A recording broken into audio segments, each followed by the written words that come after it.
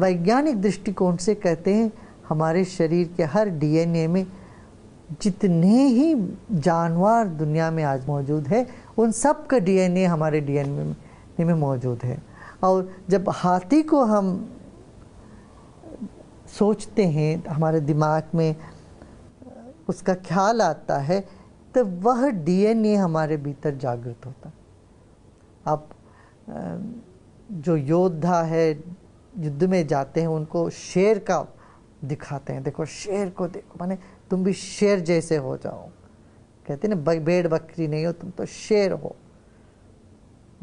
आदमी के भीतर जोश जगाने के लिए शेर को सामने लेके आते हैं।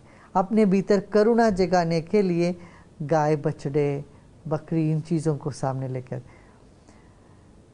और एक मुक्त और खुला हुआ स्वभाव या चेतना को समझाने के लिए उड़ता हुआ पंखी को दिखाते हैं। खुशी को दिखाने के लिए नाचता हुआ मोर को दिखाते हैं। इस तरह से हमारे जो हर भाव के साथ किसी न किसी जीव जंतु जानवरों का एक संबंध दिखाते हैं हम। ऐसे हाथी का संबंध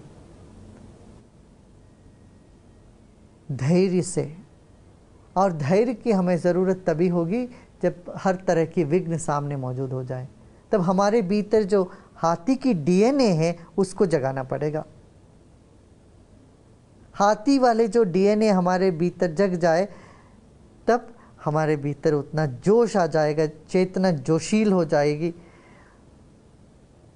कोई अवरोध नहीं, हाथी देखिए हमेशा सीधा चलेगा, उसका कोई बाधा हो ही नहीं सकता, सामने बाधा वो स्वीकार ही नहीं करता हाथी। तो वो एक चेतना में बल मिल जाता है।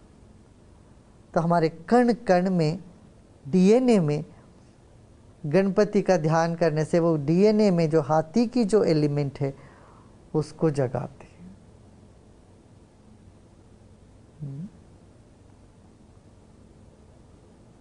ये वैज्ञानिक के एक दृष्टिकोण से हम सोच सकते हैं इस ढंग से। माने गणपति तत्व बाल तत्व है। गणपति कभी बूढ़े नहीं हुए, ये समझना। तो तुम्हारे भीतर जो चैतन्य है उसमें बालपन बना रहता है, तो वो बालपन को ही गणेश तत्व कहते हैं। तो इस गणेश उत्सव में आप सब ये जानो, आपके भीतर वो बाल गणपति विराजमान है, उनको पूजो, उनको मानो और सबका कल्याण हो। ओम। आर्ट ऑफ लिविंग के सारे उत्पादों को ऑर्डर करने के लिए लॉग ऑन कीजिए artoflivingshop.com पर या कॉल कीजिए हमारे टोल फ्री नंबर 1800 258 8888 पर।